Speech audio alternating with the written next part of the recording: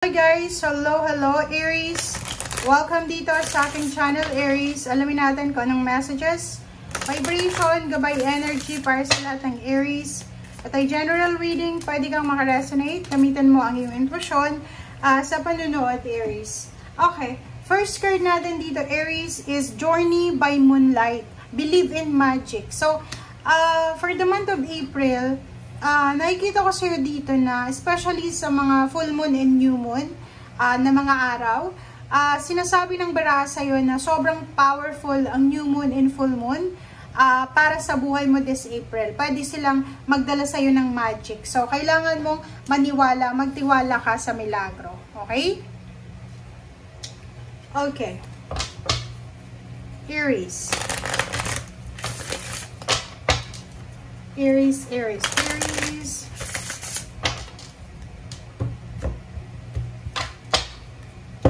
Okay. First card natin is action number 871. Okay. Dito Aries, sinasabi ng baraha, mabilis na milagro. Okay? So, from April 1 until 7. Okay. Sabihin na natin, Aries, na siguro hindi ka masyadong naniniwala sa Diyos. Hindi ka masyadong naniniwala sa Panginoon, gawa ng marami kang mga rejections na pinagdaanan, pain and heartaches. But this week na to, from April 1 to 7, para siyang isang milagro. Ito yung milagro to. In terms of money, sinasabi na magtiwala ka sa milagro kasi isang napakabilis na milagro ang darating sa buhay mo. Pwedeng sabihin natin na relationship or money. Pero literal na pera to guys. Okay? Thank you.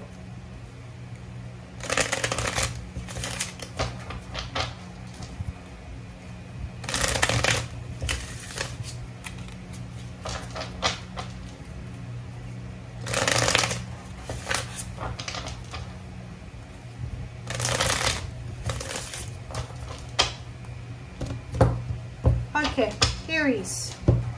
First card natin is 6 of Coins.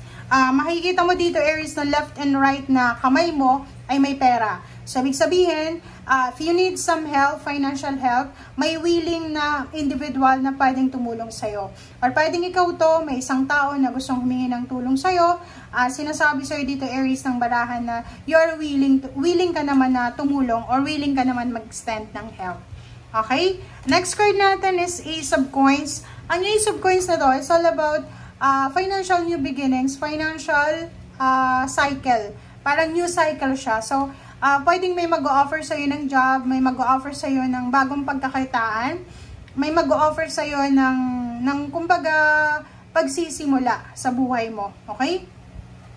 Itong Ace of Coins na to, sinasabi ng barahan na malaking halagang pera to. So, pwedeng may gustong tumulong sa'yo, lalo na kung may problema ka sa pera, pwedeng may magpautang sa'yo, or pwedeng may magbigay sa'yo ng parang idea, di ba? Uy, eto si ganyan-ganito, pwede mong puntahan, ganyan-ganito. Okay? Temperance, sinasabi ng barahan na maging mapasensya tayo, maging matyaga tayo sa linggong ito, iwasan nating maging aggressive, iwasan nating maging mabilis magalit, di ba? It's your energy yun kasi fire sign ka. But dito sinasabi ng barahan na yung linggong ito ay punong-puno ng excitement din. Punong-puno ng excitement, punong-puno ng passion, punong-puno ng confidence. Okay? King of Wands, ayun. So, pwedeng itong Ace of Coins na to, yun yung rason para maging sobrang excited ka. So, pwedeng mga job offer siya na excited ka, or pwedeng excited kang makahawak ulit ng malaking halagang pera. And nakikita ko sa'yo dito trabaho to. So, excited yung ibang Aries dito na pumasok sa bagong company, pumunta ng ibang bansa, mahawakan itong perang ito, makapagsimula ng business, or mahawakan niya yung pinaka hinahangad niya talaga na financial success. Okay. 9 of Cups. Ang 9 of Cups is wish fulfillment siya. So, sinasabi ng baraha sa'yo na meron kang mga emotional wishes na posibleng matutupad, meron kang mga emotional longings na posibleng makukuha mo. So, sa second deck mo dito, sa third deck pala, yung card na 7 of Cups is nagsasabi sa'yo na bibigyan ka ng pagkakataon ng universe para ma-enjoy mo emotionally yung mundo dito sa or dito sa bundok. Okay? Balibaliktad na yung sinasabi ko. Okay, so ibig sabihin, bibigyan ka ng pagkakataon ng universe na mahanap mo kung ano talaga ang magbibigay sa'yo ng saya and fulfillment. O, diba? Aries, nakikita ko sa'yo dito, aapo yung cups mo eh. Sobrang aapo siya. Sobra-sobra kang magiging masaya. Contented ka eh. Diba? Sobra-sobrang contentment ang mararamdaman mo. Okay? Next card natin is High Priestess. Makinig ka sa sinasabi ng iyong intuition. Huwag kang magpadalos-dalos. Yun nga, di ba? Pakinggan natin ang intuition natin kasi ano yun eh, pinaka-importante yan na makinig ka sa intuition mo kasi hindi kayo papahamak ng intuition. Okay? Lovers, nakikita ko yung relationship mo. Wala namang masyadong issue.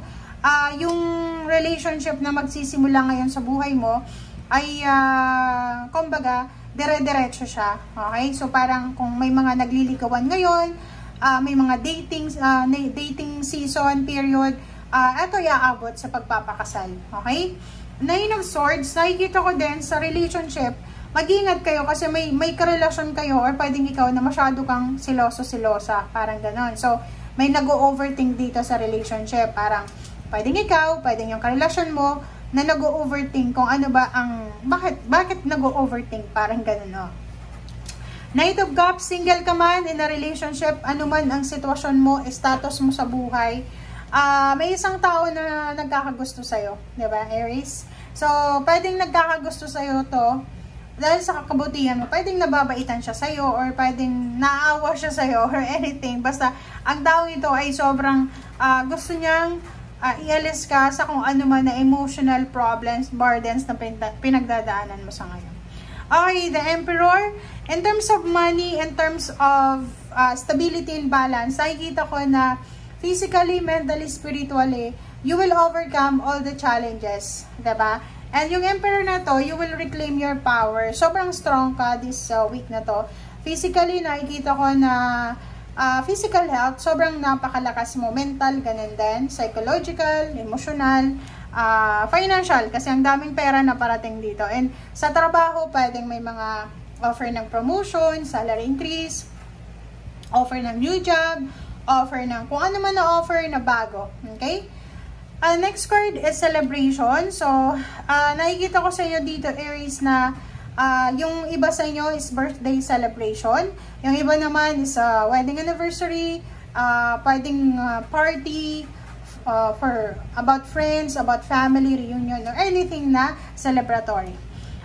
Page of Cups, sinasabi ng baraha sa'yo dito na sa usaping relationship, maraming magsisimula.